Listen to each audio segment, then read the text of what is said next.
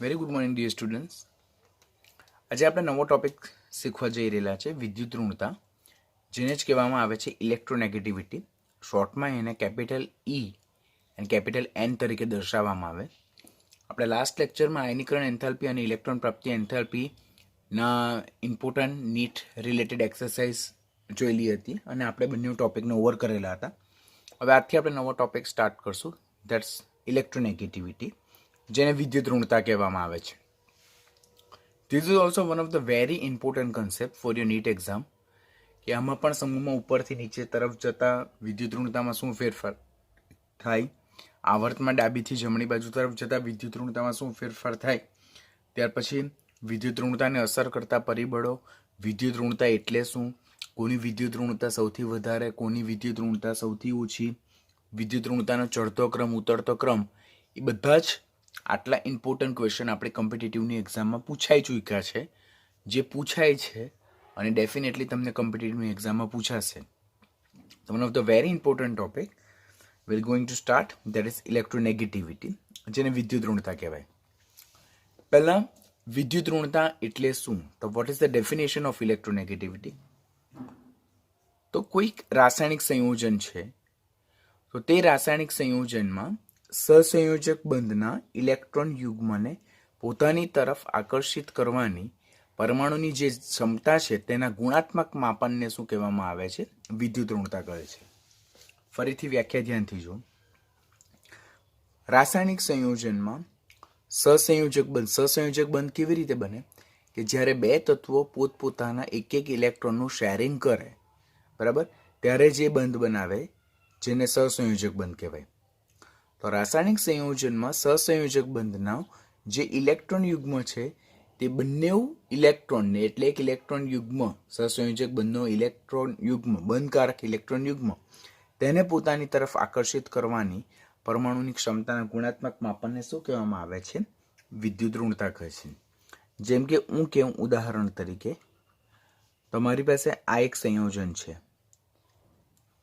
HCl, તો તેમાં hydrogen પોતાનો એક ઇલેક્ટ્રોન ક્લોરીનના એક ઇલેક્ટ્રોન સાથે શેર કરીને વચ્ચે એક કોવેલેન્ટ બોન્ડ એટલે કે સહસંયોજક બંધ બનાવે. હવે આ જે ઇલેક્ટ્રોન યુગ્મ દેખાય તેને આપણે શું કહેવાય, bond pair of electron, bond pair of electron, જેને જ આપણે બંધકારક ઇલેક્ટ્રોન યુગ્મ પણ કહીએ.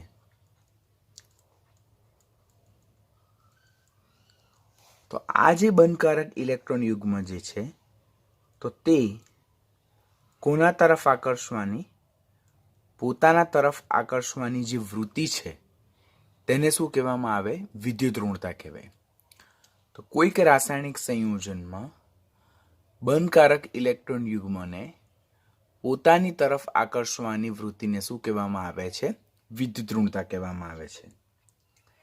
જે તત્વ, એટલે બંધથી જોડાયેલા બે તત્વોમાંથી જે તત્વ ઇલેક્ટ્રોન આકર્ષવાની વધારે વૃત્તિ ધરાવે તેની વિદ્યુત ઋણતા વધારે, અને તે આંશિક કેવું બને છે, ઋણ વીજભારિત બને. અને એની સાપેક્ષમાં બીજા તત્વોની વિદ્યુત ઋણતા ઓછી હોવાથી, ઇલેક્ટ્રોન આકર્ષવાની વૃત્તિ ઓછી હોવાથી એની એ આંશિક કેવું બને છે, આંશિક ધન વીજભારિત બને છે. આમ કોઈ પણ રાસાયણિક સંયોજનમાં જે સહસંયોજક બંધ છે તેના બંધકારક ઇલેક્ટ્રોન યુગ્મને પોતાની તરફ આકર્ષિત કરવાની પરમાણુની જે ક્ષમતા છે તેને શું કહેવામાં આવે છે, વિદ્યુત ઋણતા કહે છે. આમ આપણે વ્યાખ્યા જોયું, તો વ્યાખ્યા અનુસાર વિદ્યુત ઋણતા એ બંધથી જોડાયેલા પરમાણુનો ગુણધર્મ છે. આપણે ડેફિનેશનમાં બોલીએ છીએ કે સહસંયોજક બંધના ઇલેક્ટ્રોન યુગ્મને પોતાની તરફ આકર્ષવાની વૃત્તિ, એટલે કે વિદ્યુત ઋણતા એ બંધથી જોડાયેલા પરમાણુનો ગુણધર્મ છે. પરમાણુ બંધથી જોડાયેલો હોય ત્યારે જ વિદ્યુત ઋણતાનો કન્સેપ્ટ લાગુ પાડી શકાય, પરંતુ પરમાણુ જ્યારે મુક્ત સ્થિતિમાં, એટલે કે તટસ્થ સ્થિતિમાં, એટલે કે એકલો સિંગલ એટમ હોય, એકલ પરમાણુ હોય, કે જેને આપણે આઇસોલેટેડ એટમ પણ કહી શકીએ, કે જે અન્ય કોઈ પણ તત્વ સાથે જોડાયેલો નથી અને સિંગલ તત્વ તરીકે અસ્તિત્વ ધરાવે, સિંગલ પરમાણુ તરીકે અસ્તિત્વ ધરાવે, તો ત્યારે તેના માટે વિદ્યુત ઋણતા કન્સેપ્ટ લાગુ પાડી શકવામાં આવતો નથી. તો પહેલો પોઈન્ટ ખાસ યાદ રાખવાનો કે વિદ્યુત ઋણતા એ બંધથી જોડાયેલા પરમાણુનો ગુણધર્મ છે, એટલે આપણે અહીંયા ડેફિનેશન જોયું કે આ જે કોવેલેન્ટ બોન્ડ છે, સહસંયોજક બંધ છે, તેના બંધકારક ઇલેક્ટ્રોન યુગ્મને પોતાની તરફ આકર્ષવાની વૃત્તિ, તેને શું કહેવામાં આવે? વિદ્યુત ઋણતા. એટલે વિદ્યુત ઋણતાનો કન્સેપ્ટ ક્યારે લાગુ પાડી શકાય ઓર કેવા પરમાણુને લાગુ પાડી શકાય કે જે બંધથી જોડાયેલ છે, બંધથી જોડાયેલ પરમાણુને વિદ્યુત ઋણતાનો કન્સેપ્ટ લાગુ પાડી શકાય. પરંતુ પરમાણુ જ્યારે મુક્ત સ્થિતિમાં હોય, એટલે કે તટસ્થ સ્થિતિમાં હોય, એટલે કે કોઈ બીજા સાથે બંધ નથી બનાવેલો અને એક સિંગલ પરમાણુ, એકલ પરમાણુ તરીકે અસ્તિત્વ ધરાવે, જેને આઇસોલેટેડ એટમ કહેવાય, તો ત્યારે તેના માટે આપણે વિદ્યુત ઋણતા કન્સેપ્ટ લાગુ પાડી શકતા નથી. તો એ પ્રમાણે જોઈએ તો વિદ્યુત ઋણતા એ આયનીકરણ એન્થાલ્પી અને ઇલેક્ટ્રોન પ્રાપ્તિ એન્થાલ્પીથી શું થાય છે? અલગ પડે છે. તો શા માટે વિદ્યુત ઋણતા એ આયનીકરણ એન્થાલ્પી અને ઇલેક્ટ્રોન પ્રાપ્તિ એન્થાલ્પીથી અલગ પડે છે? તો આયનીકરણ એન્થાલ્પી અને ઇલેક્ટ્રોન પ્રાપ્તિ એન્થાલ્પી, આ ઇલેક્ટ્રોન પ્રાપ્તિ એન્થાલ્પી અને આ આયનીકરણ એન્થાલ્પી, તો એ બંને પરમાણુઓની મુક્ત સ્થિતિ, એટલે કે આઇસોલેટેડ એટમ, એટલે કે વાયુરૂપ તટસ્થ પરમાણુ, એટલે કે ગેસિયસ આઇસોલેટેડ ન્યુટ્રલ એટમ સાથે સંકળાયેલ ગુણધર્મ જ છે.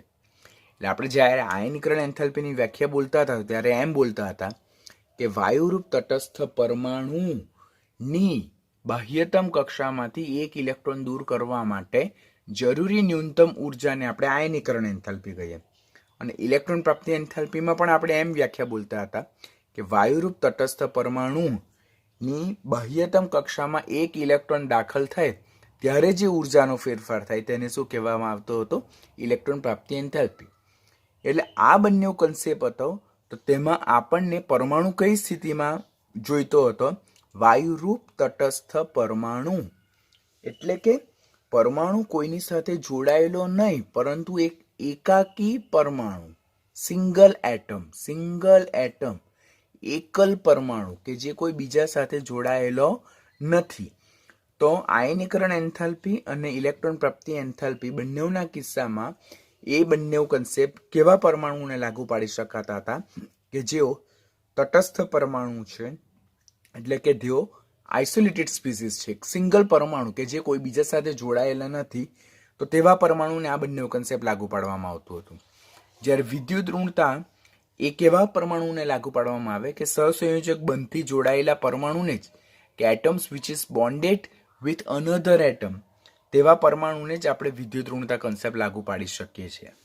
તો પહેલો basic difference between both of them, તો આ બંધથી જોડાયેલા પરમાણુને જ લાગુ પાડવામાં આવે છે, જ્યારે આ બંધથી ન જોડાયેલા હોય તેવા, એટલે પરમાણુ જ્યારે વાયુરૂપ તટસ્થ સ્થિતિમાં હોય, અન્ય પરમાણુ સાથે ન જોડાયેલો હોય, ત્યારે આ કન્સેપ્ટ લાગુ પાડવામાં આવે છે. પછી આ જે બંને ગુણધર્મો છે, એટલે આયનીકરણ એન્થાલ્પી અને ઇલેક્ટ્રોન પ્રાપ્તિ એન્થાલ્પી, તેનું નિરપેક્ષ મૂલ્ય માપી શકાય છે. એટલે કે આ બંને પ્રોપર્ટી જે છે તે કેવી છે? મેઝરેબલ ક્વોન્ટિટી છે, તેનું આપણે જથ્થાત્મક માપન કરી શકીએ છીએ. જ્યારે વિદ્યુત ઋણતાને માપી શકાતી નથી, તેનું નિરપેક્ષ મૂલ્ય માપી શકાતું નથી, એ અન્યની સાપેક્ષમાં માપવામાં આવે છે. એટલે it is not the measurable quantity. તો આ બંને ડિફરન્સ તમારે ખાસ યાદ રાખવાના કે it is measurable quantity, it is not measurable quantity.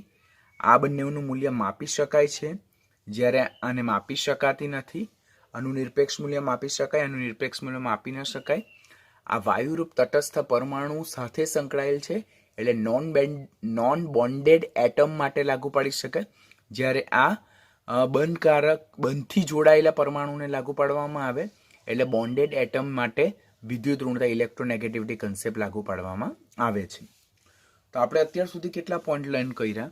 પહેલાં આપણે વ્યાખ્યા જોયું કે રાસાયણિક સંયોજનમાં રહેલા જે બંધકારક ઇલેક્ટ્રોન યુગ્મ છે, સહસંયોજક બંધ છે, તેના ઇલેક્ટ્રોન યુગ્મને પોતાની તરફ આકર્ષિત કરવાની પરમાણુની ક્ષમતાના માપનને શું કહેવામાં આવે છે? વિદ્યુત ઋણતા કહેવામાં આવે. વિદ્યુત ઋણતા એ આયનીકરણ એન્થાલ્પી અને ઇલેક્ટ્રોન પ્રાપ્તિ એન્થાલ્પીથી અલગ છે, કારણ કે આયનીકરણ એન્થાલ્પી અને ઇલેક્ટ્રોન પ્રાપ્તિ એન્થાલ્પી વાયુરૂપ તટસ્થ પરમાણુ, એટલે કે ગેસિયસ આઇસોલેટેડ ન્યુટ્રલ એટમ સાથે સંકળાયેલ છે.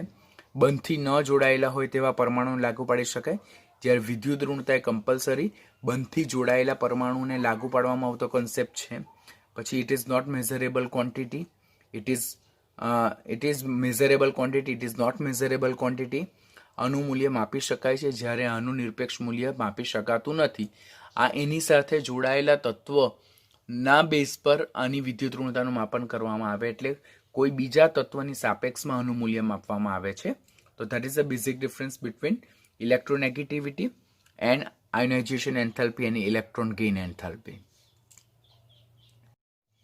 હવે આપણે અત્યારે જોઈએ કે વિદ્યુત ઋણતાની વ્યાખ્યા આપણે શું જોયું કે જ્યારે બે તત્વો એકબીજા સાથે સહસંયોજક બંધથી જોડાય તો સહસંયોજક બંધના ઇલેક્ટ્રોન યુગ્મને પોતાની તરફ આકર્ષિત કરવાની વૃત્તિના માપનને ઇલેક્ટ્રોનેગેટિવિટી વિદ્યુત ઋણતા કહીએ. એટલે જ્યારે બે તત્વો સહસંયોજક બંધથી જોડાય છે ત્યારે બંધકારક ઇલેક્ટ્રોન યુગ્મ ડેફિનેટલી કોના તરફ વધારે આકર્ષિત થાય, જેની વિદ્યુત ઋણતા કેવી હોય, વધારે હોય. એટલે કે બંધકારક ઇલેક્ટ્રોન યુગ્મ એ વધુ વિદ્યુત ઋણમય તત્વ તરફ આકર્ષાય છે. આમ વધુ વિદ્યુત ઋણમય તત્વ આંશિક કેવું બને છે, ઋણ વીજભારિત બને, જ્યારે જેની વિદ્યુત ઋણતા ઓછી છે તેવું ઓછું વિદ્યુત ઋણમય તત્વ આંશિક કેવું બને છે, ધન વીજભારિત બને છે. Getting what I am saying કે આપણે એમ કીધું કે આ હાઇડ્રોજન છે તે પોતાનો એક ઇલેક્ટ્રોન છે અને આ ક્લોરીન છે તે પોતાનો ઇલેક્ટ્રોન, એક એક ઇલેક્ટ્રોન શેર કરીને આ કયો બંધ બનાવે છે, સહસંયોજક બંધ બનાવે છે. આ સહસંયોજક બંધને કયો બંધ કહેવાય, આપણે કોવેલેન્ટ બોન્ડ કહીએ.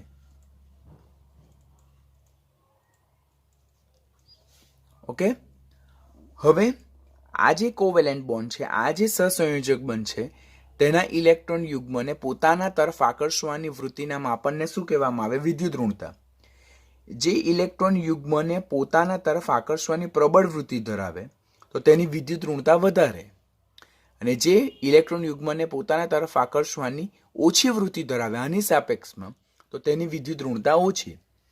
એટલે હાઇડ્રોજન અને ક્લોરીન પોતાના એક એક ઇલેક્ટ્રોનને શેર કરીને ભાગીદારી કરીને બંને વચ્ચે એક સહસંયોજક બંધ, એક કોવેલેન્ટ બોન્ડ બનાવે છે, જેમાં ક્લોરીનની આ બંધકારક ઇલેક્ટ્રોન યુગ્મને પોતાના તરફ આકર્ષવાની વૃત્તિ પ્રબળ છે તો ક્લોરીનની વિદ્યુત ઋણતા વધારે છે, જ્યારે હાઇડ્રોજનની ઇલેક્ટ્રોન યુગ્મને પોતાના તરફ આકર્ષવાની વૃત્તિ ઓછી છે, કોની સાપેક્ષમાં, ક્લોરીનની સાપેક્ષમાં, તો એની વિદ્યુત ઋણતા ઓછી છે. જેની વિદ્યુત ઋણતા વધારે હોય તેના તરફ જે બંધકારક ઇલેક્ટ્રોન યુગ્મ શિફ્ટ થયેલા હોય, માટે વધુ વિદ્યુત ઋણતા ધરાવતું તત્વ એ આંશિક ઋણ વીજભારિત બને જે તે પરમાણુમાં, અને ઓછી વિદ્યુત ઋણતા ધરાવતું તત્વ જે તે તત્વમાં આંશિક કેવું બને છે, ધન વીજભારિત બને છે. તો આપણે આ પોઈન્ટ ખાસ યાદ રાખવાનો. Then after electronegativity has no units, એટલે વિદ્યુત ઋણતાને કોઈ પણ જાતનો એકમ નથી. આપણે ઇલેક્ટ્રોન પ્રાપ્તિ એન્થાલ્પી, આયોનાઇઝેશન એન્થાલ્પીનું મૂલ્ય જે ઇલેક્ટ્રોન વોલ્ટ પર એટમ, ત્યાર પછી કિલો જૂલ પર મોલ, કિલો કેલરી પર મોલ, એવી રીતે આપણે જોયું, લાસ્ટમાં જોયું ને કે આયનીકરણ એન્થાલ્પી અને ઇલેક્ટ્રોન પ્રાપ્તિ એન્થાલ્પી બંનેના જે માપન જે છે તે સમાન એકમમાં થાય. ઇલેક્ટ્રોન વોલ્ટ પ્રતિ એટમ, કિલો જૂલ પ્રતિ મોલ, કિલો કેલરી પ્રતિ મોલ. પરંતુ બટ ઇલેક્ટ્રોનેગેટિવિટી છે, વિદ્યુત ઋણતા જે છે તે કેવું છે, એકમ રહિત છે. It is not having any kind of units. પછી તત્વની વિદ્યુત ઋણતા જે છે તેના માપન માટે ઘણા સંખ્યા દર્શક માપક્રમ વિકસેલા છે, પરંતુ એમાંથી ખાસ ફોકસિંગ જે છે તો તે 3 જોવા મળે છે. તે કયા કયા, તો પોલિંગ માપક્રમ જેને પોલિંગ સ્કેલ કહેવામાં આવે, જે સૌથી વધુ વ્યાપક રીતે વપરાય છે.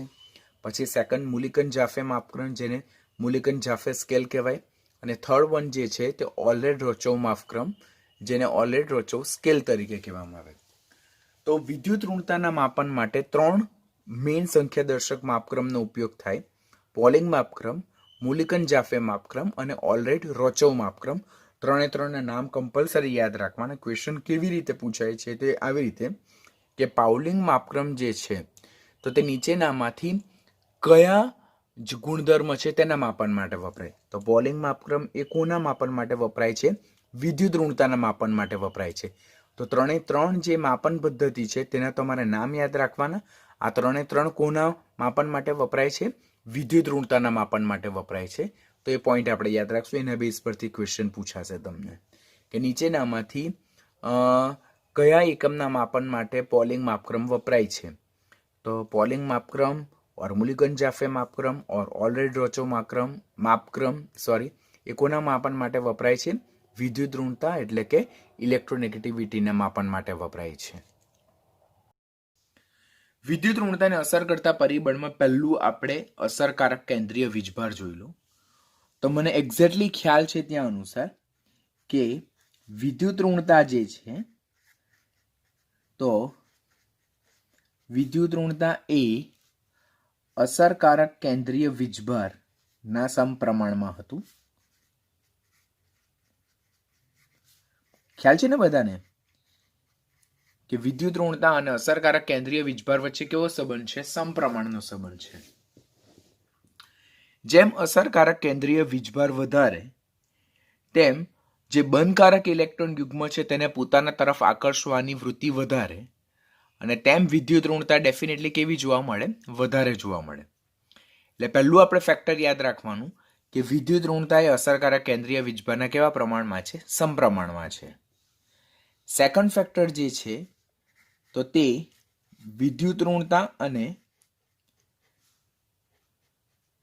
સ્ક્રીનિંગ અસર. તો વિદ્યુત ઋણતા એ સ્ક્રીનિંગ અસરના કેવા પ્રમાણમાં છે? વ્યસ્ત પ્રમાણમાં છે. જેમ સ્ક્રીનિંગ અસર વધારે એટલે કે જેમ અંદરના કોષની સંખ્યા વધારે, જેમ અંદરના કોષના ઇલેક્ટ્રોનની સંખ્યા વધારે, તેમ સ્ક્રીનિંગ અસર વધારે, તેમ અંદરના કોષના ઇલેક્ટ્રોન દ્વારા જે બાહ્યતમ કોષના ઇલેક્ટ્રોન પર લાગતું અપાકર્ષણ તે વધારે હશે અને જેને કારણે અપાકર્ષણ વધારે હોય, સ્ક્રીનિંગ અસર પ્રબળ હોય તો કેન્દ્ર તરફ ઇલેક્ટ્રોનનું આકર્ષણ ડેફિનેટલી કેવું થઈ જાય? ઘટી જાય. અને જો કેન્દ્ર તરફ ઇલેક્ટ્રોનનું આકર્ષણ ઘટી જાય તો ઇલેક્ટ્રોનને આકર્ષવાની વૃત્તિ ઘટે અને પરિણામે વિદ્યુત ઋણતા શું થાય છે? ઘટે છે. આમ વિદ્યુત ઋણતા એ સ્ક્રીનિંગ અસરના કેવા પ્રમાણમાં છે? વ્યસ્ત પ્રમાણમાં છે. જો સ્ક્રીનિંગ અસર વધારે હશે તો વિદ્યુત ઋણતા ઓછી હશે. જો સ્ક્રીનિંગ અસર ઓછી હશે તો ઇલેક્ટ્રોન આકર્ષવાની વૃત્તિ વધારે હશે એટલે કે વિદ્યુત ઋણતા વધારે હશે. તો થર્ડ મેઇન ઇમ્પોર્ટન્ટ ફેક્ટર જોઈલું તે છે વિદ્યુત ઋણતા ને પરમાણ્વીય ત્રિજ્યા વચ્ચેનો સંબંધ. તો વિદ્યુત ઋણતા એ પરમાણ્વીય ત્રિજ્યાના પણ કેવા પ્રમાણમાં હતું? વ્યસ્ત પ્રમાણમાં હતું. જેમ પરમાણ્વીય ત્રિજ્યા વધારે તેમ વિદ્યુત ઋણતા ઓછી અને જેમ પરમાણ્વીય ત્રિજ્યા ઓછી તેમ વિદ્યુત ઋણતા વધારે. કારણ કે જો જોઈએ આપણે તો અહીંયા પણ આપણે રિલેશન જોયેલું હતું કે પરમાણ્વીય ત્રિજ્યા એ સ્ક્રીનિંગ અસરના સમપ્રમાણમાં હોય છે જ્યારે અસરકારક કેન્દ્રીય વીજભારના કેવા પ્રમાણમાં હોય છે? વ્યસ્ત પ્રમાણમાં હોય છે. જેમ અસરકારક કેન્દ્રીય વીજભાર વધારે તેમ પરમાણ્વીય ત્રિજ્યા ઓછી અને જેમ પરમાણ્વીય ત્રિજ્યા ઓછી તેમ વિદ્યુત ઋણતા વધારે. એટલે જ વિદ્યુત ઋણતાને ઝેડ ઇફેક્ટ સાથે કેવો સંબંધ છે? સમપ્રમાણનો સંબંધ છે. જેમ સ્ક્રીનિંગ અસર વધારે તેમ પરમાણ્વીય ત્રિજ્યા વધારે. કારણ કે સ્ક્રીનિંગ અસર વધારે હશે તો બાહ્યતમ કક્ષાના ઇલેક્ટ્રોનનું કેન્દ્ર તરફ આકર્ષણ ઓછું હોય તેમ પરમાણ્વીય ત્રિજ્યા ઓછી હોય ને જેમ પરમાણ્વીય ત્રિજ્યા ઓછી હોય તેમ વિદ્યુત ઋણતા ડેફિનેટલી કેવી હશે? વધારે હશે. એટલે this are the main 3 factors કે જે આપણે ખાસ લર્ન કરવાના થાય કે જે વિદ્યુત ઋણતાને ખાસ અફેક્ટ કરે. પછી જો ચોથું ફેક્ટર આપણે લર્ન કરીએ તો એ ચોથું ફેક્ટર હતું કે ધન પરમાણુની ઓક્સિડેશન અવસ્થા. તો વિદ્યુત ઋણતા એ ધન આયનના વીજભારના સમપ્રમાણમાં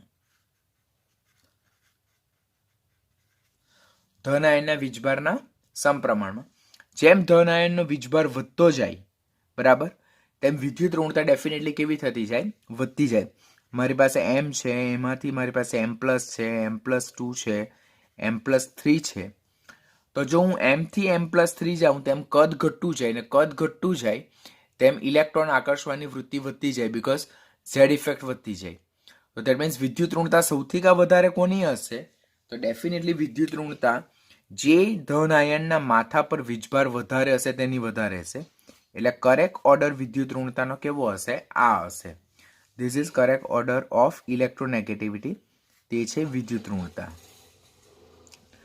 હવે આ જ વિદ્યુત ઋણતા જે છે તો તે ઋણ આયનના કેવા પ્રમાણમાં છે? ઋણ આયનના વીજભારના વ્યસ્ત પ્રમાણમાં છે. એટલે જેમ ઋણ આયનનો વીજભાર વધતો જાય તેમ વિદ્યુત ઋણતા ડેફિનેટલી કેવી થતી જાય? ઘટી જાય. મારી પાસે M છે, M-1 છે, M-2 છે, M-3 છે. તો અહીંયા મારી પાસે સમાન પરમાણુના ઋણ આયન છે. તેમ જેમ ઋણ આયન પરનો વીજભાર વધતો જાય, એટલે ઋણ વીજભાર જેમ વધતો જાય તેમ ક્રમશઃ વિદ્યુત ઋણતા કેવી થતી જાય? ઘટી જાય. તો ઋણ આયનના વીજભારમાં વિદ્યુત ઋણતાનો ટ્રેન્ડ આ રીતેનો આવે છે. તો આ આપણે ચોથું ફેક્ટર જોયેલું હતું કે વિદ્યુત ઋણતા અને ધન આયનના વીજભાર સાથે સમપ્રમાણનો સંબંધ અને ઋણ આયનના વીજભાર સાથે વ્યસ્ત પ્રમાણનો સંબંધ હતો. અને ત્યાર પછી આપણે બીજા જે જોયેલા હતા ફેક્ટર, તો તે ફેક્ટરમાં આપણે શું જોયેલું હતું કે એસ કેરેક્ટર સાથે એને કેવો સંબંધ હતો? તો વિદ્યુત ઋણતા એ એસ લાક્ષણિકતાના કેવા પ્રમાણમાં હતું? સમપ્રમાણમાં હતું. એટલા માટે જ જે sp હાઇબ્રિડાઇઝ કાર્બન હોય પછી એની વિદ્યુત ઋણતા સૌથી વધારે કોના કરતા? sp2 હાઇબ્રિડાઇઝ કાર્બન કરતા. એની વિદ્યુત ઋણતા વધારે કોના કરતા હોય? sp3 હાઇબ્રિડાઇઝ કાર્બન કરતા. તો કાર્બન જેનું સંકરણ sp છે તેમાં પર્સન્ટેજ ઓફ s લાક્ષણિકતા વધારે હોય પણ 50%, તેની વિદ્યુત ઋણતા સૌથી વધારે છે બીકોઝ એમાં પર્સન્ટેજ ઓફ s કેરેક્ટરિસ્ટિક 50% છે. ત્યાર પછી કાર્બન જેનું સંકરણ sp2 હોય જેમાં એની s લાક્ષણિકતા 33% છે, તો તેની વિદ્યુત ઋણતા એના પછી આવે ઓછી, sp કરતા ઓછી. અને લાસ્ટ જે છે તો કાર્બન જેનું સંકરણ sp3 હાઇબ્રિડાઇઝેશન જેમાં s પર્સન્ટેજ 25% છે, તો તેની વિદ્યુત ઋણતા સૌથી ઓછી હોય. એટલે જેમ s લાક્ષણિકતા વધારે, પર્સન્ટેજ ઓફ s કેરેક્ટરિસ્ટિક વધારે, તેમ વિદ્યુત ઋણતા કેવી જોવા મળે? વધારે જોવા મળે છે. અને લાસ્ટ જે છે તો તે છે જોડાયેલા પરમાણુના સ્વભાવ અને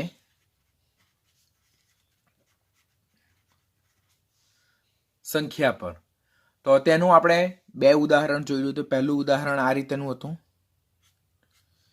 કે એકમાં કાર્બન સાથે ફ્લોરિન જોડાયેલા હતા અને અહીંયા બ્રોમિન હતું, અને એકમાં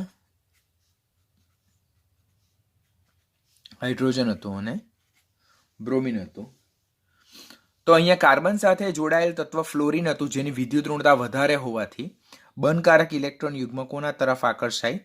ફ્લોરિન તરફ હોય, જે આને +3 વીજભાર આપે. ફ્લોરિનનો -1, -1 અને એના બેઝ પરથી અહીંયા કાર્બનને +3 વીજભાર મળે અને અહીંયા બ્રોમિનનો પણ -1, તો અહીંયા કાર્બનનો પ્લસ વીજભાર કેવો હોય? +4.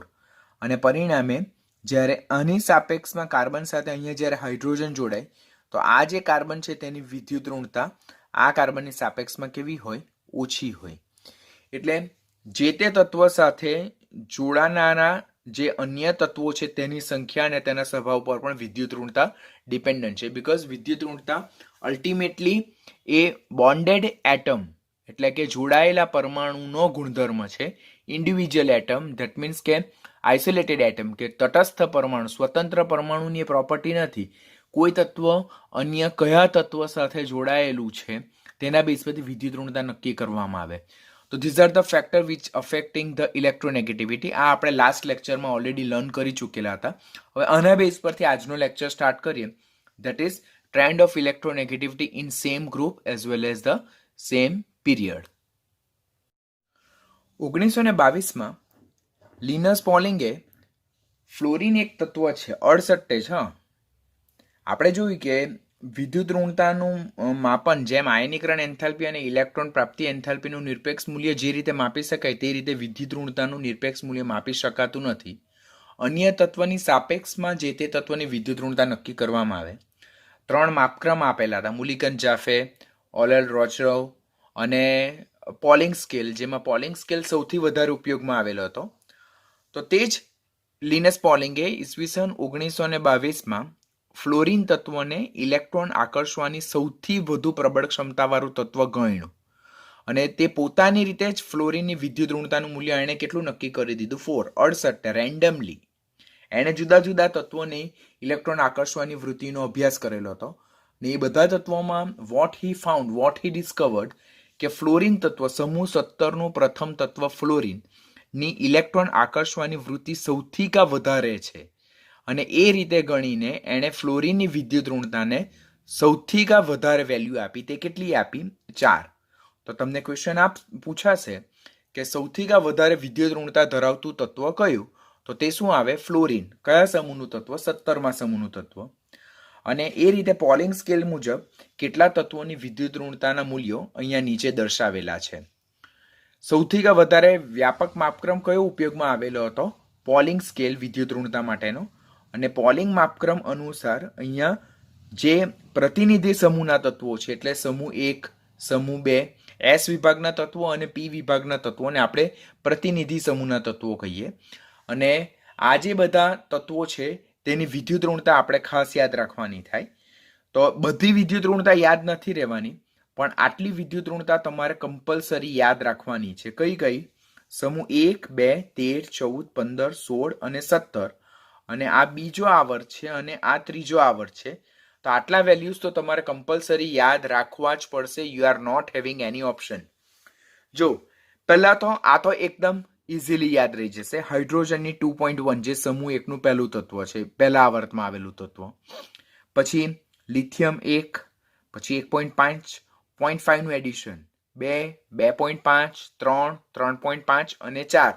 જો અહીંયા 1 અને 1.5 એટલે 0.5 નું એડિશન, અહીંયા પણ 0.5 નું, અહીંયા પણ 0.5 નું, અહીંયા પણ 0.5 નું, અહીંયા પણ 0.5 નું અને અહીંયા બી 0.5. એટલે લિથિયમની 1 યાદ રાખો, ફ્લોરિનની 4 યાદ રાખો, પછી બધામાં 1.5 માં એટલે 0.5 પ્લસ કરતા જાઓ.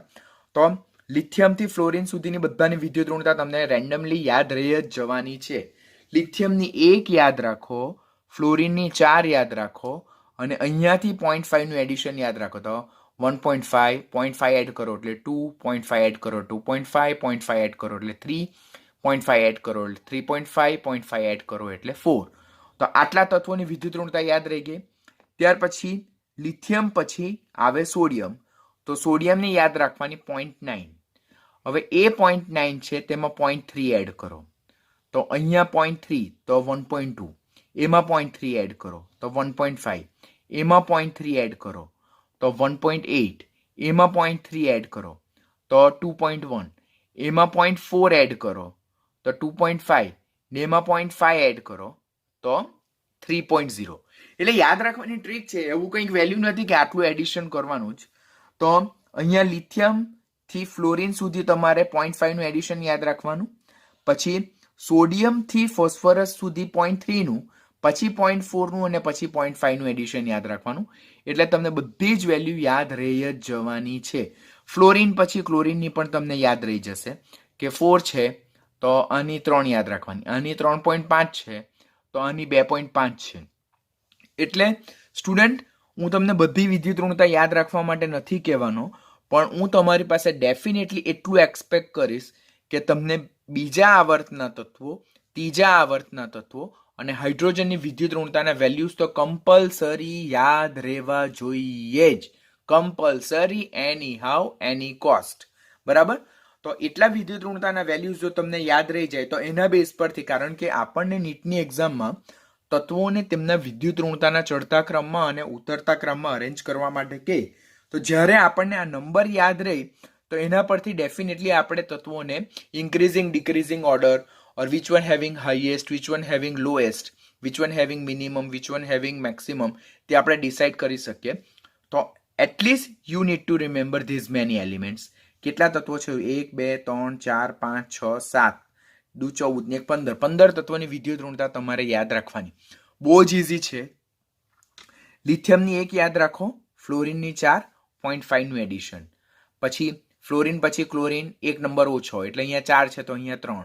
અહીંયા ઓક્સિજન 3.5 છે તો 1 ઓછો એટલે 2.5.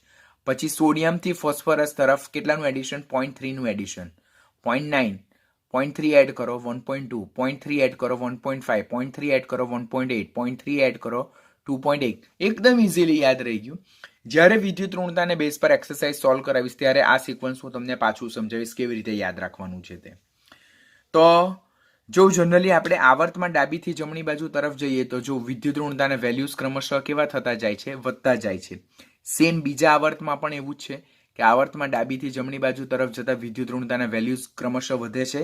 0.9, 1.2, 1.5, 1.8, 2.1, 2.5 અને 3.0. એટલે આપણને આના બેઝ પરથી એટલું ખબર પડી ગયું કે આવર્તમાં ડાબીથી જમણી બાજુ તરફ જતા વિદ્યુત ઋણતા શું થાય છે, વધવાનું વલણ દર્શાવે છે. સમૂહમાં ઉપરથી નીચે તરફ જતા શું થાય છે તે જોઈએ આપણે. તો 1 છે, 0.9, 0.8, 0.8 અને 0.7. તો સમૂહમાં ઉપરથી નીચે તરફ જતા વિદ્યુત ઋણતા ક્રમશઃ ઘટવાનું વલણ દર્શાવે. ફ્લોરિનમાં જોઈએ આપણે તો 4, 3, 2.8, 2.5, 2.2. તો as we go down in a same group, સમાન સમૂહમાં ઉપરથી નીચે તરફ જતા વિદ્યુત ઋણતા ક્રમશઃ શું થાય છે, ઘટવાનું વલણ દર્શાવે છે. જો અહીંયાથી વેલ્યુઝ જોતા આ ટેબલમાંથી તમારે કેટલું યાદ રાખવાનું છે, આ જે બીજો આવર્ત છે અને ત્રીજો આવર્ત છે તેના તત્વોની વિદ્યુત ઋણતા યાદ રાખવાની છે. પછી બીજું સ્ટેટમેન્ટ યાદ રાખવાનું કે આવર્તમાં ડાબીથી જમણી બાજુ તરફ જતા વિદ્યુત ઋણતા વધવાનું વલણ દર્શાવે. સમૂહમાં ઉપરથી નીચે તરફ જતા વિદ્યુત ઋણતા ઘટવાનું વલણ દર્શાવે. સૌથી કોઈ પણ આવર્ત હોય, કોઈ પણ આવર્તમાં સૌથી વધારે વિદ્યુત ઋણતા સમૂહ 17 ની છે. જો આપણે સમાન આવર્ત કરીએ તો આવર્ત બીજું છે, તો આ ધીસ ઇઝ આવર્ત નંબર 2. આવર્ત 2 ના તત્વો છે. તો તેમાં જો તમારી પાસે પહેલો સમૂહ છે, તમારી પાસે 17મો સમૂહ છે, તો કયા સમૂહની વિદ્યુત ઋણતા સૌથી વધારે? તો સમૂહ 1 ના તત્વની 1.0, સમૂહ 17 ના તત્વની 4.0. હું ત્રીજા આવર્ત વિશે પણ વાત કરું તો સમૂહ 1 ના તત્વની 0.9, સમૂહ 17 ના તત્વની 3. તો કોઈ પણ આવર્તમાં સૌથી વધારે વિદ્યુત ઋણતા કયા સમૂહની જોવા મળે? 17મા સમૂહની. સ્ટેટમેન્ટ યાદ રાખો. કોઈ પણ આવર્તમાં સૌથી વધારે વિદ્યુત ઋણતા સમૂહ 17ની જોવા મળે અને કોઈ પણ આવર્તમાં સૌથી ઓછી વિદ્યુત ઋણતા સમૂહ 1 ના તત્વોની જોવા મળે. માટે સમૂહ 1 ના તત્વોને પ્રબળ વિદ્યુત ધનમય તત્વો કહેવાય. વિદ્યુત ઋણતા ઓછી છે, ધેટ મીન્સ ઇલેક્ટ્રોન આકર્ષવાની વૃત્તિ તેમની ઓછી છે, માટે તેઓ પ્રબળ વિદ્યુત ધનમય તત્વો છે. સક્રિય, અતિ સક્રિય ધાતુ તત્વો છે. સમૂહ 17 ના તત્વોની વિદ્યુત ઋણતા સૌથી હાઈએસ્ટ છે, માટે તેમની વિદ્યુત ઋણતા હાઈએસ્ટ હોવાથી તેમની ઇલેક્ટ્રોન આકર્ષીને વિદ્યુત ઋણમય સ્વભાવ સૌથી વધારે.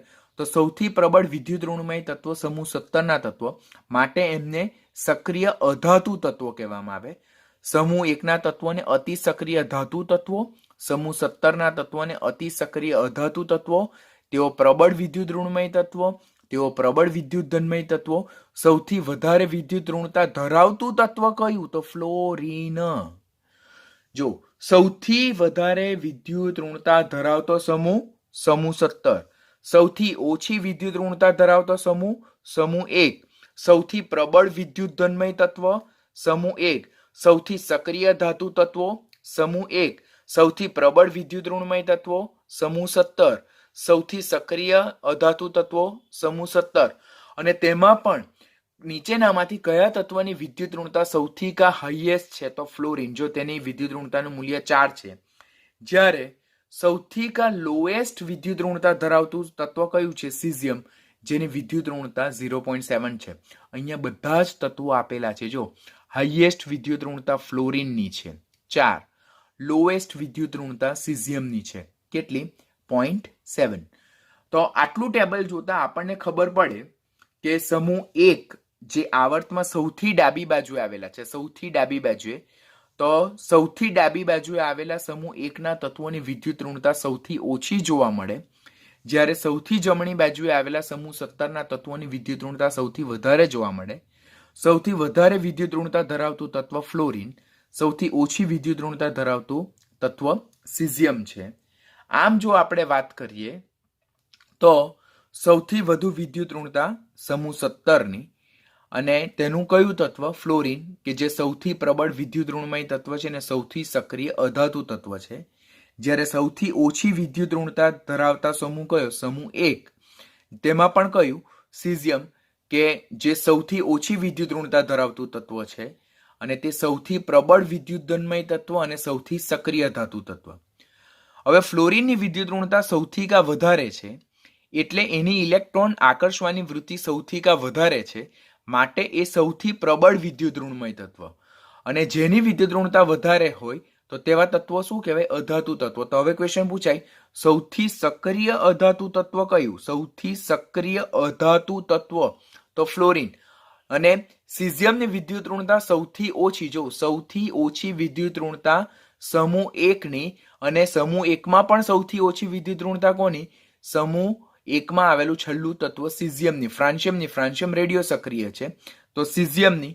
માટે સિઝિયમ જે છે તો તેની વિદ્યુત ઋણતા સૌથી ઓછી છે, માટે એ સૌથી પ્રબળ વિદ્યુત ધનમય તત્વ. એની વિદ્યુત ઋણતા સૌથી ઓછી એટલે ઇલેક્ટ્રોન આકર્ષવાની વૃત્તિ સૌથી ઓછી, એટલે એની વિદ્યુત ધનમય લાક્ષણિકતા ઇલેક્ટ્રોપોઝિટિવ કેરેક્ટરિસ્ટિક સૌથી કા વધારે, માટે એ સૌથી સક્રિય ધાતુ તત્વ.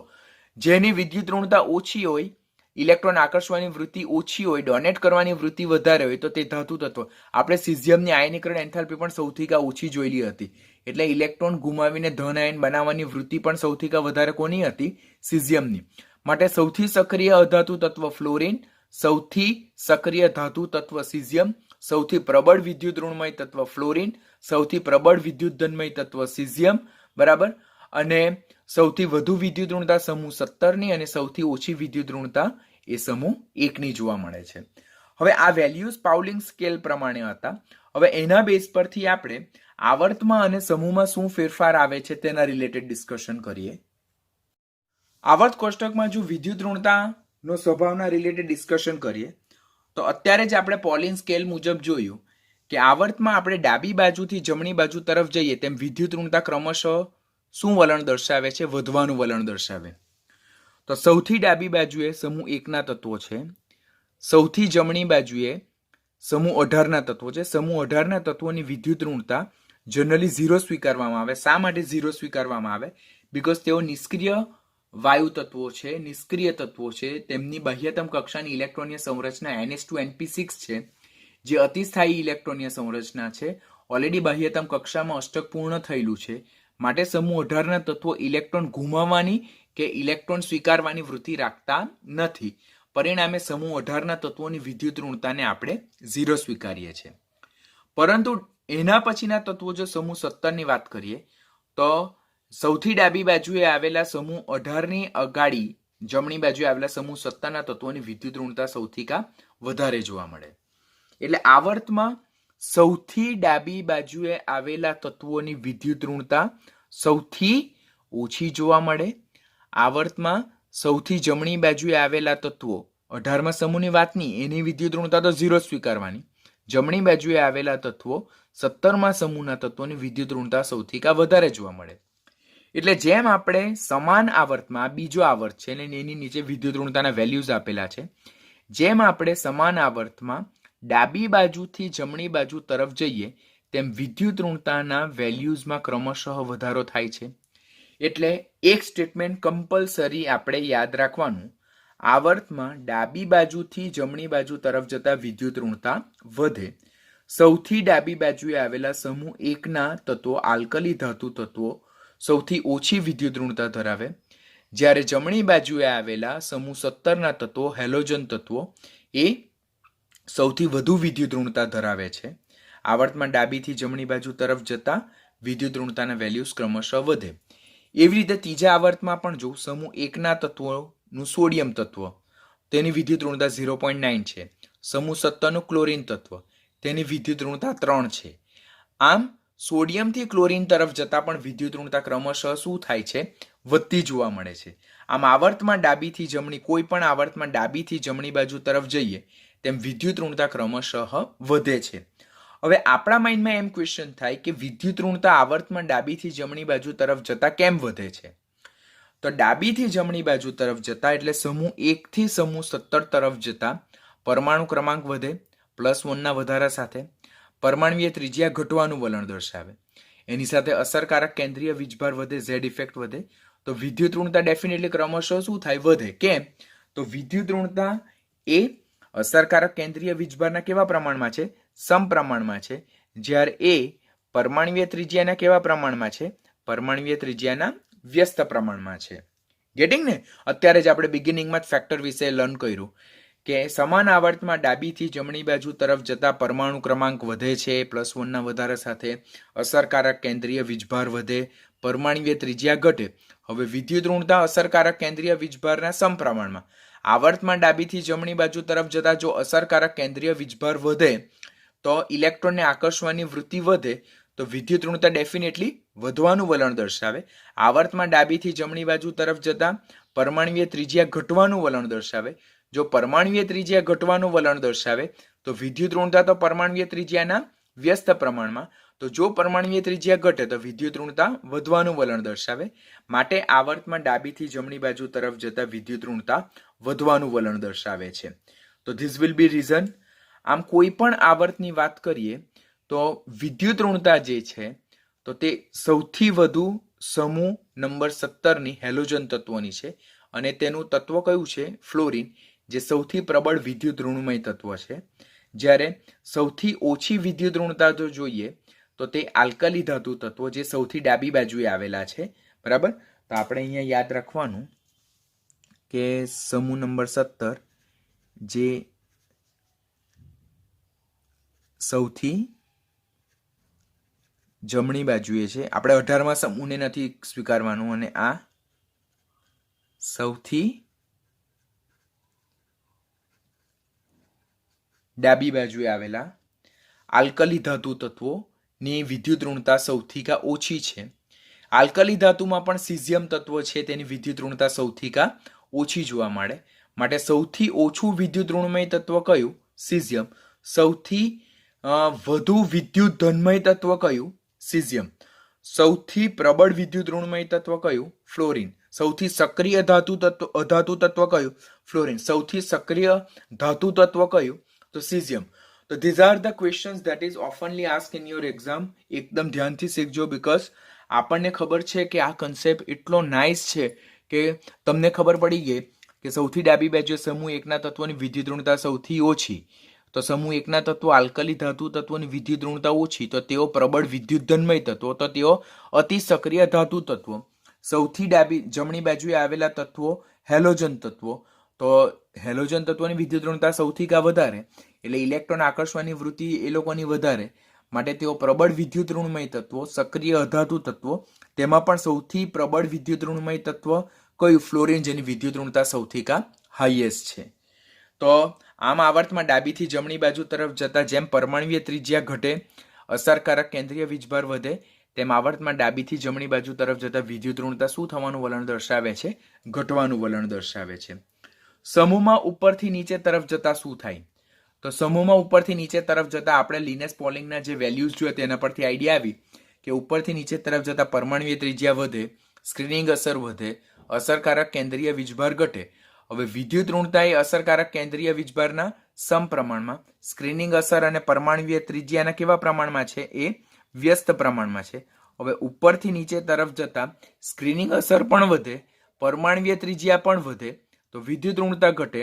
સમૂહમાં ઉપરથી નીચે તરફ જતા જેમ સ્ક્રીનિંગ અસર, પરમાણુીય ત્રિજ્યા વધે, તેમ અસરકારક કેન્દ્રીય વીજભાર ઘટે, તો અસરકારક કેન્દ્રીય વીજભાર ઘટે તો વિદ્યુત ઋણતા પણ શું થાય છે?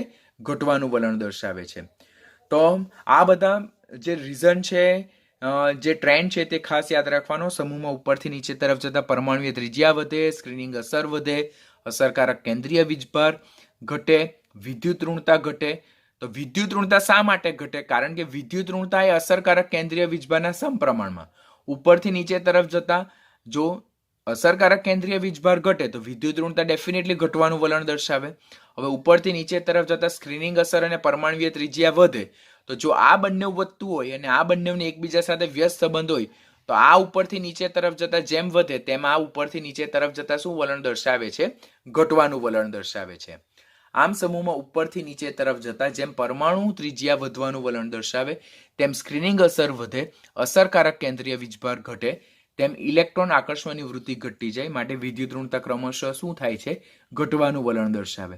સમૂહ 1ની વાત કરીએ તો લિથિયમ તત્વ જો જેની વિદ્યુત ઋણતા સમાન આવર્તમાં બીજા આવર્તમાં સૌથી ઓછી, અને લિથિયમથી સીઝિયમ તરફ જઈએ તેમ વિદ્યુત ઋણતા હજુ પણ શું થાય છે? ઘટવાનું વલણ દર્શાવે. માટે સમૂહ 1નું છેલ્લું તત્વ સીઝિયમ નોટ ફ્રાન્સિયમ. ફ્રાન્સિયમ રેડિયો સક્રિય તત્વો છે એટલે એના રિલેટેડ હજુ વધારે ડિટેલ સ્ટડી થઈ નથી. તો સિઝિયમ કે જેની વિદ્યુત ઋણતા ઓછી છે, સૌથી ઓછી આવર્ત કોષ્ટકમાં સૌથી ઓછી વિદ્યુત ઋણતા ધરાવતું તત્વ કયું? સિઝિયમ. જો તમને ફ્રાન્સિયમ આપે તો સાચો આન્સર ફ્રાન્સિયમને ગણવાનો, પણ ફ્રાન્સિયમ નહીં આપે ને સિઝિયમ ગણે તો સાચો આન્સર કોને ગણવાનો? સિઝિયમ, જેની વિદ્યુત ઋણતા સૌથી ઓછી છે. માટે સિઝિયમ એ સૌથી ઓછું વિદ્યુત ઋણમય તત્વ, સૌથી પ્રબળ વિદ્યુત ધનમય તત્વ અને સૌથી સક્રિય ધાતુ તત્વ છે. તે કયું છે? સિઝિયમ. તો આપણે આવર્ત અને સમૂહની ડિસ્કશન કર્યું. આમ જુદા જુદા સમૂહમાં ઉપરથી નીચે તરફ જતા વિદ્યુત ઋણતા ઘટવાનું વલણ દર્શાવે. જો સમૂહ 1 ની વાત કરે તો લિથિયમથી સિઝિયમ તરફ જતા વિદ્યુત ઋણતા ક્રમશઃ ઘટે છે. સમૂહ 2 માં પણ બેરેલિયમથી બેરિયમ તરફ જતા વિદ્યુત ઋણતા ઘટે છે. પરંતુ સમૂહ 13, 14 અને 15 માં કંઈક એક્સેપ્શનલ કેસ જોવા મળે, જે મેં અહીંયા પર્પલ સ્કેચથી કરેલું છે. જનરલી સમૂહમાં ઉપરથી નીચે તરફ જતા જેમ પરમાણ્વીય ત્રિજ્યા વધે, સ્ક્રીનિંગ અસર વધે, અસરકારક કેન્દ્રીય વીજભાર ઘટે, તેમ વિદ્યુત ઋણતા ઘટવાનું વલણ દર્શાવે. તો બોરોનથી એલ્યુમિનિયમ તરફ જતા રેગ્યુલર ટ્રેન્ડ જોવા મળે, સામાન્ય વર્તણૂક કે ઘટે. પરંતુ એલ્યુમિનિયમથી થેલિયમ તરફ જતા વિદ્યુત ઋણતા ક્રમશઃ વધે છે. Why it is increasing that we will learn in group 13. 14માં સમૂહમાં પણ કાર્બનથી સિલિકોન તરફ જતા વિદ્યુત ઋણતા ક્રમશઃ ઘટે, પરંતુ સિલિકોન, જર્મેનિયમ અને ટીનની એક્સેપ્શનલી વિદ્યુત ઋણતા સમાન જોવા મળે અને ટીન કરતાં પણ લેડની વિદ્યુત ઋણતા વધારે જોવા મળે, જે that is irregular behaviour. Nitrogen સમૂહ 15માં નાઇટ્રોજનથી એન્ટીમની તરફ જતા ઉપરથી નીચે તરફ જતા વિદ્યુત ઋણતા ઘટવાનું વલણ દર્શાવે, પરંતુ આર્સેનિક, એન્ટીમની અને બિસ્મથ જે છે, તો એન્ટીમની અને બિસ્મથ જે છે તો તેની વિદ્યુત ઋણતા સરખી જોવા મળે. સમૂહ 16 અને સમૂહ 17માં એકદમ રેગ્યુલર ટ્રેન્ડ જોવા મળે કે સમૂહમાં ઉપરથી નીચે તરફ જતા વિદ્યુત ઋણતા ક્રમશઃ શું થાય છે? ઘટવાનું વલણ દર્શાવે. એટલે આપણે વધારે શું યાદ રાખવાનું કે સમૂહમાં ઉપરથી નીચે તરફ જતા જેમ પરમાણ્વીય ત્રિજ્યા વધે છે, તેમ સ્ક્રીનિંગ અસર વધે છે, તેમ અસરકારક કેન્દ્રીય વીજભાર ઘટે છે, તેમ વિદ્યુત ઋણતા ઘટે, કારણ કે વિદ્યુત ઋણતા એ અસરકારક કેન્દ્રીય વીજભારના સમપ્રમાણમાં અને પરમાણ્વીય ત્રિજ્યા અને સ્ક્રીનિંગ અસરના વ્યસ્ત પ્રમાણમાં. એટલે ઉપરથી નીચે તરફ જતા જેમ પરમાણ્વીય ત્રિજ્યા, સ્ક્રીનિંગ અસર વધે તેમ વિદ્યુત ઋણતા ઘટે, અસરકારક કેન્દ્રીય વીજભાર ઘટે તેમ વિદ્યુત ઋણતા ઘટે. એટલે સમૂહ 1, સમૂહ 2, પછી સમૂહ 16 અને 17માં રેગ્યુલર બિહેવિયર. જો સમૂહ 1, આ સમૂહ 1, સમૂહ 2, સમૂહ 16 અને સમૂહ 17માં રેગ્યુલર બિહેવિયર કે ઉપરથી નીચે તરફ જતા ક્રમશઃ વિદ્યુત ઋણતા ઘટે છે. પરંતુ આપણે ખાસ યાદ રાખવાનું 13, 14 અને 15 માટે તેમાં ઇરેગ્યુલર ટ્રેન્ડ જોવા મળે છે. તો તેના વિશે આપણને કોન્ટ્રાવર્શિયલ ક્વેશ્ચન, ટ્વિસ્ટ ક્વેશ્ચન પૂછાઈ શકે.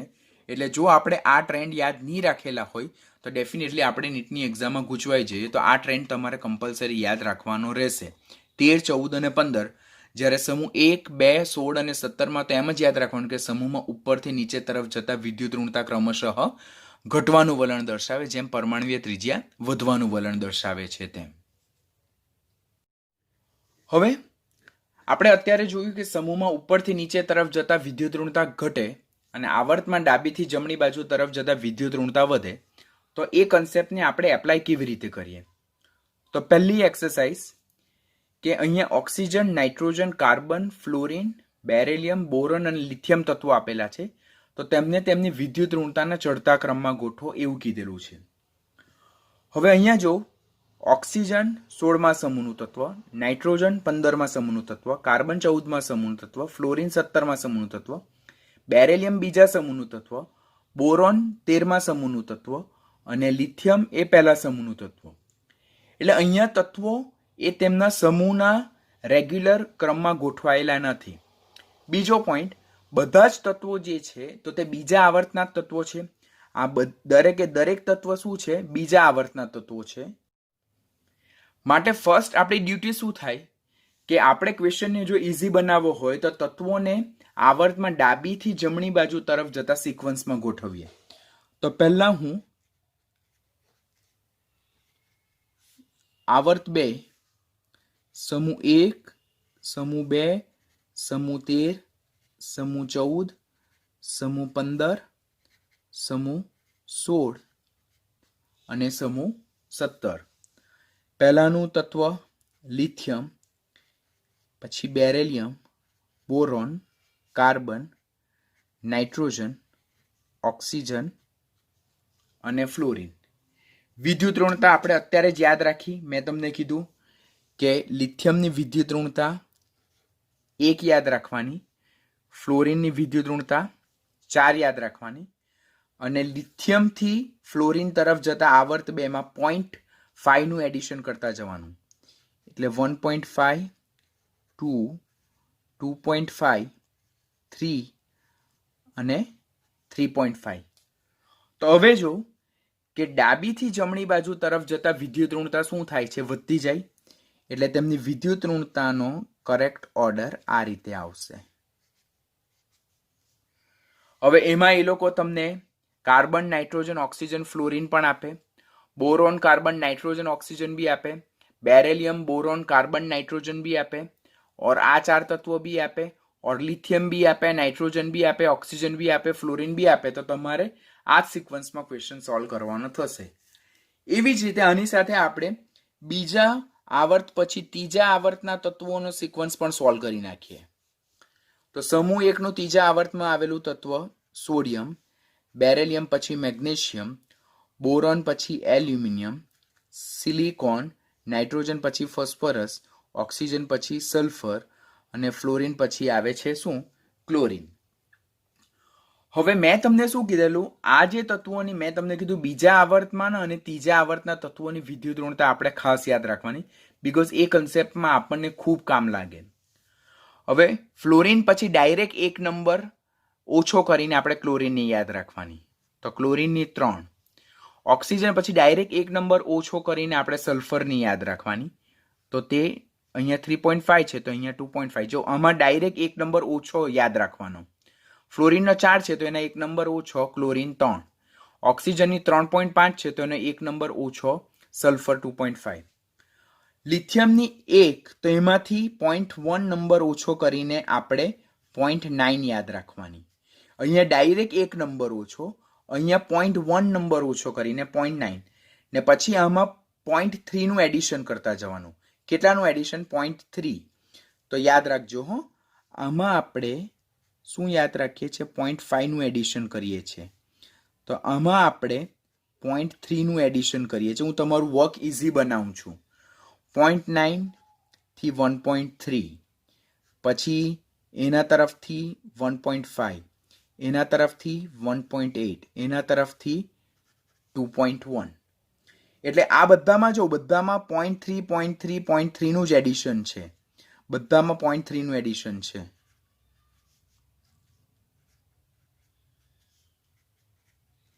જ્યારે આ બધામાં 0.5 નું એડિશન છે.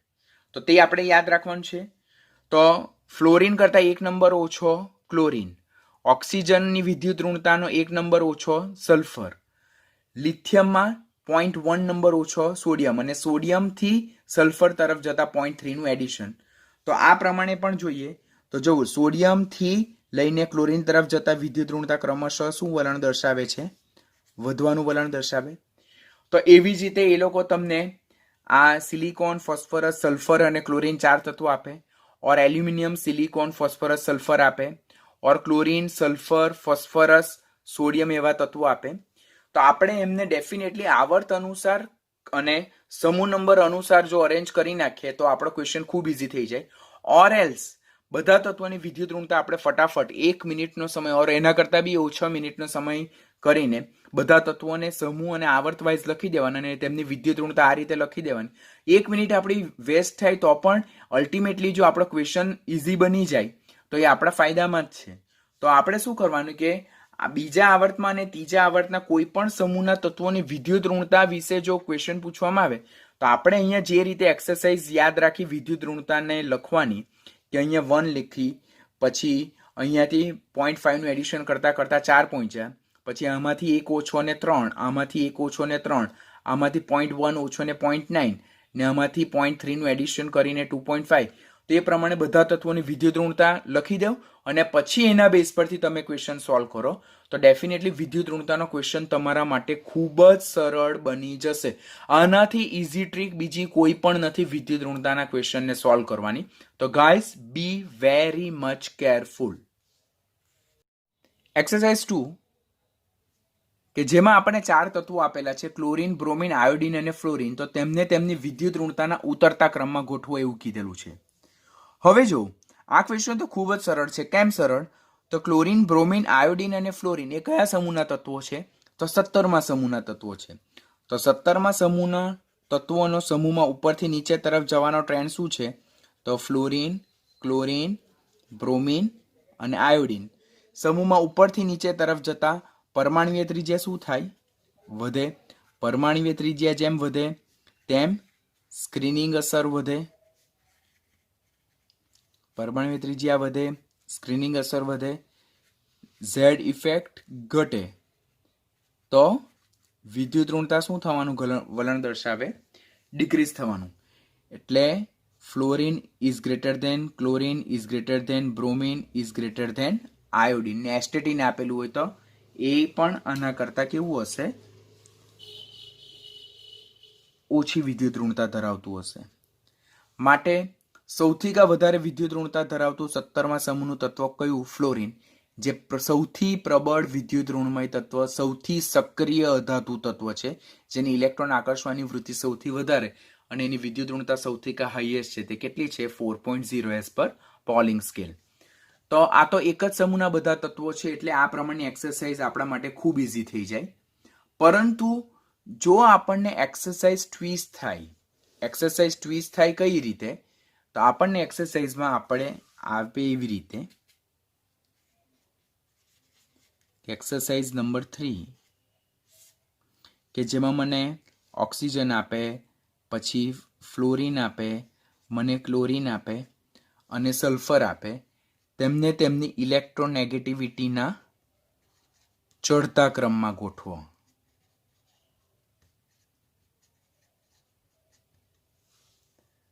તો આ પ્રકારના ટ્રિક ઇક્વેશન. નાઉ એક્ચ્યુઅલ પિક્ચર સ્ટાર્ટ.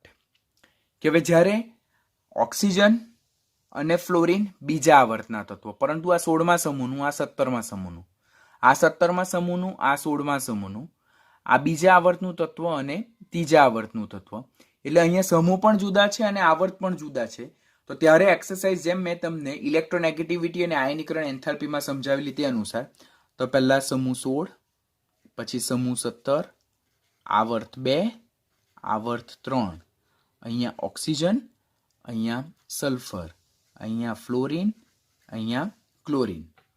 ઓક્સિજન કરતા સલ્ફરની વિદ્યુત ઋણતા ઓછી, સમૂહમાં ઉપરથી નીચે તરફ જતા વિદ્યુત ઋણતા ઘટે, રેગ્યુલર ટ્રેન્ડ છે. એવી જ રીતે ફ્લોરિન કરતા ક્લોરીનની ઓછી, આવર્તમાં ડાબીથી જમણી બાજુ તરફ જતા વિદ્યુત ઋણતા વધે. તો એવી જ રીતે સલ્ફર કરતા ક્લોરીનની વિદ્યુત ઋણતા વધારે. હવે જો મેક્સિમા પોર્શન છે, મેક્સિમા, તો તે કોના તરફ છે? ફ્લોરિન તરફ છે. તો ફ્લોરિનની આપેલ 4માં સૌથી મહત્તમ હશે અને મિનિમા જે છે તે કોના તરફ છે? સલ્ફર તરફ. એટલે ન્યૂનતમ કોના તરફ હશે? સલ્ફર તરફ.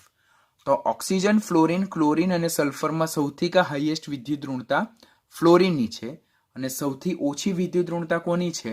સલ્ફરની છે. હવે આપણને ટ્રેન્ડ પૂછે તો કે એમને એમની જો ઇલેક્ટ્રોનેગેટિવિટીના ચડતા ક્રમમાં ગોઠવો. ચડતા ક્રમમાં એટલે પહેલું તત્વ એવું જેની વિદ્યુત ઋણતા સૌથી ઓછી, તો એ તત્વ કયું? સલ્ફર. અને છેલ્લું તત્વ કયું જેની વિદ્યુત ઋણતા સૌથી હાઈએસ્ટ? તો એ તત્વ કયું? ફ્લોરિન. જો સ્ટુડન્ટ અહીંયા તમે ગૂંચવાઈ જાઓ છો. જ્યારે ચડતો ક્રમ કહે છે તો પહેલું જે તત્વ છે તેની વિદ્યુત ઋણતા સૌથી ઓછી અને છેલ્લું તત્વ જે છે તેની વિદ્યુત ઋણતા સૌથી વધારે હશે. હવે અહીંયા મારી પાસે ઓક્સિજન અને સલ્ફરને અરેન્જ કરવાના હોય. તમારી પાસે બે ઓપ્શન એવા હોય કે જેમાં સલ્ફર લોએસ્ટ હોય અને ફ્લોરિન હાઈએસ્ટ હોય, એટલે તમારે બેમાં ગેમ રમવાની હોય. તો હવે આપણે વિદ્યુત ઋણતાને યાદ કરવાનું ટ્રેન્ડ કરીએ.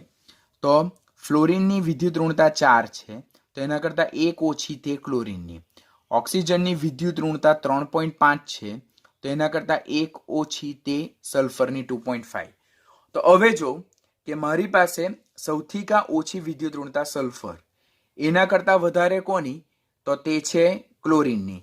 તો હું અહીંયા લખીશ ક્લોરીન, અને ત્યાર પછી હું અહીંયા લખીશ ક્લોરીન પછી હવે વિદ્યુત ઋણતા કોની આવે? ઓક્સિજનની. તો અહીંયા હું લખીશ ઓક્સિજન. તો જો હવે મારો ક્વેશ્ચન કેટલો ઇઝી થઈ ગયો, કારણ કે મને વિદ્યુત ઋણતા જે રીતે શીખવવામાં આવી છે તે પ્રમાણે મેં અહીંયા રાઇટ કરી નાખ્યું. તો હવે તો મારો ક્વેશ્ચન એકદમ ઇઝી, કે પહેલા સલ્ફરની, પછી ક્લોરીનની, પછી ઓક્સિજનની, અને ત્યાર પછી કોની આવે? ફ્લોરિનની. તો આ પ્રમાણે એક્સરસાઇઝ સોલ્વ કરશો તો ડેફિનેટલી તમને કોઈ પણ જાતનો વાંધો આવશે નહીં. લાસ્ટ 2 એક્સરસાઇઝ ને લર્ન કરીએ અને ટોપિકને અહીંયા વાઇન્ડ અપ કરીએ. કે એક્સરસાઇઝ નંબર 4, જેમાં નાઇટ્રોજન, ઓક્સિજન, ફ્લોરિન અને ક્લોરીન છે તેને ઇલેક્ટ્રોનેગેટિવિટીના ઉતરતા ક્રમમાં ગોઠવો. તો આ 15મા સમૂહનું, આ 16મા સમૂહનું, આ 17માનું, 17માનું, આ 3 બીજા આવર્તના અને આ ત્રીજા આવર્તનું તત્વ. તો પહેલાં તો હું એને પ્રોપર અરેન્જમેન્ટ કરું. સમૂહ 15, સમૂહ 16, સમૂહ 17, આવર્ત 2 અને આવર્ત 3. હવે 15માનું નાઇટ્રોજન, 16માનું ઓક્સિજન, 17માનું ફ્લોરિન અને અહીંયા આવે ક્લોરીન. આપણને શું ખબર છે કે જેમ ડાબીથી જમણી બાજુ તરફ જઈએ તેમ સામાન્ય રીતે વિદ્યુત ઋણતામાં તો કોઈ એક્સેપ્શનલ બિહેવિયર બહુ ઓછા છે. તો ડાબીથી જમણી બાજુ તરફ જઈએ તેમ વિદ્યુત ઋણતા શું વલણ દર્શાવે? વધવાનું વલણ દર્શાવે. અને ઉપરથી નીચે તરફ જઈએ તેમ વિદ્યુત ઋણતા કેવું વલણ દર્શાવે? ઘટવાનું વલણ દર્શાવે. તો આ એક રેગ્યુલર ટ્રેન્ડ બનાવી દીધો આપણે. એટલે આ પ્રમાણે જોઈએ તો ફ્લોરિનની સૌથી કા વધારે આવે. હવે વિદ્યુત ઋણતાના વેલ્યુઝ આપણે યાદ રાખવાના. તો આની વિદ્યુત ઋણતા 4, ક્લોરીનની એના કરતાં 1 ઓછી 3, આના કરતાં 1.5 ઓછી તે ઓક્સિજનની 3.5, એના 0.5 ઓછી આના કરતાં 0.5 ઓછી તે કેટલી? 3. એટલે અહીંયા જો જોઈએ આપણે તો આપણી પાસે અહીંયા સિક્વન્સ શું બની જાય કે ફ્લોરિનની સૌથી કા હાઈએસ્ટ હોય તો ફ્લોરિન અહીંયા ઉતરતા ક્રમમાં ગોઠવવાની, એટલે કે સૌથી કા હાઈએસ્ટ ફ્લોરિનની આવે. ત્યાર પછી આપણી પાસે શું આવે? ઓક્સિજનની આવે. અને ત્યાર પછી આપણી પાસે અહીંયા ટ્વિસ્ટ આવે ક્લોરીન અને નાઇટ્રોજન. તો નાઇટ્રોજન એ 15મા સમૂહનું તત્વ છે, ક્લોરીન એ 17મા સમૂહનું તત્વ છે. તો ત્રીજા આવર્તનું તત્વ, બીજા આવર્તનું તત્વ. એટલે એમ જો જોઈએ આપણે તો ક્લોરીન અને નાઇટ્રોજનની વિદ્યુત ઋણતાના વેલ્યુ વાઇઝ એ બંનેને કેવા કન્સિડર કરી શકાય? આપણે ઇક્વલ કન્સિડર કરી શકીએ. એટલે સૌથી વધારે વિદ્યુત ઋણતા ફ્લોરિનની, અને ત્યારબાદ સૌથી ઓછી વિદ્યુત ઋણતા કોની આવશે? તો chlorine or nitrogen, because both having a same electronegativity. તો આ ક્વેશ્ચનને પણ આપણે ખાસ યાદ રાખવાનો. પરંતુ એવી ઘણી બધી બુકને રિફર કરીએ તો ઘણી બધી બુકમાં કન્સેપ્ટ એમ મેન્શન કરેલો છે કે ક્લોરીન એ 17મા સમૂહનું તત્વ છે, નાઇટ્રોજન એ 15મા સમૂહનું તત્વ છે. તો નાઇટ્રોજનની સાપેક્ષમાં ક્લોરીનની ઇલેક્ટ્રોન આકર્ષવાની વૃત્તિ વધારે છે, ભલે એ ત્રીજા આવર્તનું તત્વ છે. માટે અહીંયા જો આપણે સિક્વન્સ યાદ રાખીએ તો આપણો સાચો સિક્વન્સ શું બને? Fluorine is greater than oxygen is greater than chlorine is greater than nitrogen. આ આપણો કેવો સિક્વન્સ થાય? સાચો સિક્વન્સ થાય. હવે આ આપણે યાદ નહીં રાખેલું હોય તો આપણે એક્ઝામમાં શું થાય? ગૂંચવાઈ ગઈએ. તો વેલ્યુ વાઇઝ જોઈએ તો ક્લોરીન અને નાઇટ્રોજનની વિદ્યુત ઋણતા સમાન બને, બટ કન્સેપ્ટ વાઇઝ જોઈએ તો ક્લોરીનની વિદ્યુત ઋણતા નાઇટ્રોજન કરતાં વધારે જોવા મળે, બીકોઝ એ 17મા સમૂહનું તત્વ છે અને આયરું આ એ 15મા સમૂહનું તત્વ. તો આ રોંગ કન્સિડર કરવાનું અને આપણે રાઈટ કન્સિડર કરવાનું. એવી જ રીતે આપણને ફોસ્ફરસ, ક્લોરીન, ફ્લોરિન અને સલ્ફર આપેલા છે. તો એને આપણે અરેન્જ કરીએ તો 15, 16, 17, આવર્ત 2, આવર્ત 3. તો ફોસ્ફરસ ત્રીજા આવર્તમાં આવેલું, ક્લોરીન પણ ત્રીજા આવર્તમાં, અહીંયા સલ્ફર આવશે, સલ્ફર. પછી અહીંયા 17માનું ક્લોરીન અને ફ્લોરિન એ બીજા આવર્તમાં આવેલું તત્વ છે. હવે ડાબીથી જમણી બાજુ તરફ જઈએ તેમ વિદ્યુત ઋણતા શું થાય? તો ડાબીથી જમણી બાજુ તરફ જઈએ તો વિદ્યુત ઋણતા વધવાનું વલણ દર્શાવે, અને ઉપરથી નીચે તરફ જઈએ તેમ વિદ્યુત ઋણતા ઘટવાનું વલણ દર્શાવે. તો this become a easy question. જો અહીંયાથી જતા વિદ્યુત ઋણતા વધે અને અહીંયાથી ઉપર જતા પણ વિદ્યુત ઋણતા વધે, એટલે ઇલેક્ટ્રોનેગેટિવિટીના ચડતા ક્રમમાં ગોઠવો તો આ આપણો રેગ્યુલર ટ્રેન્ડ થઈ ગયો કે phosphorus is less than sulphur is less than chlorine is less than fluorine. તો આપણો સાચો આન્સર આ છે, બીકોઝ ઇલેક્ટ્રોનેગેટિવિટીના ચડતા ક્રમમાં પૂછ્યું તો ફોસ્ફરસની સૌથી ઓછી છે અને ફ્લોરિનની સૌથી વધારે છે. તો આ રીતે ઇલેક્ટ્રોનેગેટિવિટીના કન્સેપ્ટને ખૂબ ધ્યાનથી શીખો. બહુ નાઇસ ક્વેશ્ચન છે, બહુ નાઇસ કન્સેપ્ટ છે. 12મા ધોરણમાં નીટમાં પણ તમને ખૂબ ખૂબ ખૂબ જગ્યાએ કામ લાગશે. આની સાથે હું થોડીક બીજી એક્સરસાઇઝ તમને સોલ્વ કરવા માટે આપું છું, તો તે એક્સરસાઇઝ અને એના આન્સર પણ સાથે આપું છું. ફર્સ્ટ તમારે એક્સરસાઇઝ જાતે સોલ્વ કરવાની અને ત્યાર પછી તમને જે આન્સર સેન્ડ કરું તેની સાથે તમારે ટેલી કરી નાખવાનું, એટલે તમારો કન્સેપ્ટ કેવો થઈ જાય, એકદમ પરફેક્ટ રેડી થઈ જાય.